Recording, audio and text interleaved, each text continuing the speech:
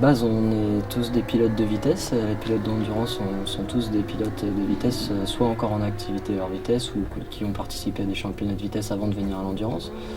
Et ça fait quelques années que je ne participe plus à des championnats de vitesse et ça a toujours été pour moi une envie, un souhait de participer à un championnat de vitesse en parallèle. C'était pas possible jusqu'à présent.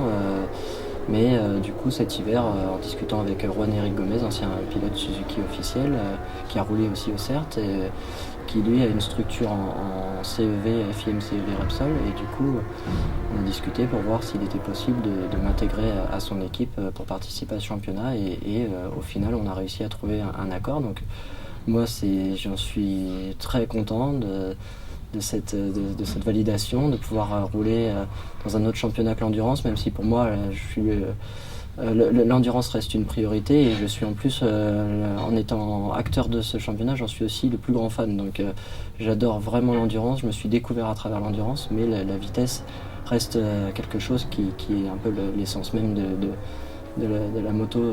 Donc je suis très content de pouvoir participer à un championnat qui va me permettre de regoûter à des départs en grille, de regoûter à une pression un petit peu différente. On va dire que ça se joue sur quelques tours, on se rate, il n'y a pas moyen de rattraper les choses. En endurance, on voit bien qu'on arrive quand même à faire une place, puisque en 24 heures on a le temps de revenir. Là en vitesse, ça se joue sur quelques minutes et quelques tours, donc très content de pouvoir reparticiper à un championnat. En plus, un championnat que je ne connais pas, je vais encore découvrir plein de choses. L'organisation de ce championnat qui a l'air d'être au top, géré par la Dorna. Donc je suis ravi de pouvoir faire mon retour en vitesse et dans ce championnat.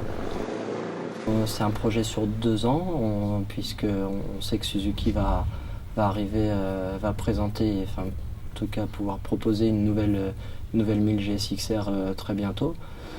Malheureusement, on ne va pas pouvoir débuter le championnat avec, donc ça va être un léger handicap, mais en même temps ça va aussi m'enlever une certaine pression pour découvrir les circuits que je ne connais pas dans ce championnat, et puis découvrir un peu le niveau, la concurrence, pour pouvoir préparer 2017 pour bien sûr essayer de jouer la victoire au championnat.